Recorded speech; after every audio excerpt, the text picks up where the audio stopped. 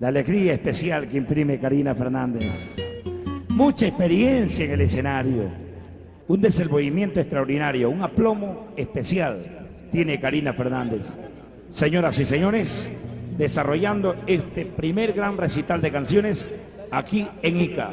En Lima estaremos desarrollando otro gran evento próximamente con Karina Fernández. Bien, ¿dónde están las madres? Levanten la mano todas las madrecitas lindas, a ver. La señora ha venido con su bebé. A ver, todas las madres levanten las manos. Todas las madres levanten la... Ahí están las madrecitas levantando la mano. Usted no, usted señor no. ¿Cómo va a levantar?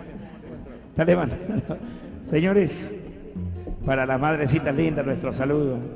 Estamos ingresando ya al mes de mayo y nuestro saludo para todas las madres, nuestro abrazo especial y nuestro recuerdo para ella también. Para la familia, la gente morena también de Ica, vaya nuestro saludo especial.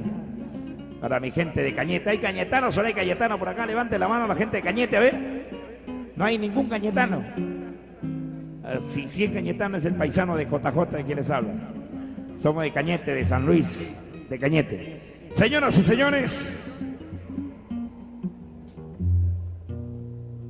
decíamos de mamá porque siempre nos recordamos de ella. Todos los días hay que acordarse de mamá.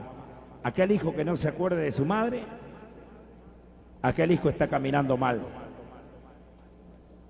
Siempre es bueno acordarse de mamá, obedecerla a ella, por más adultos que seamos.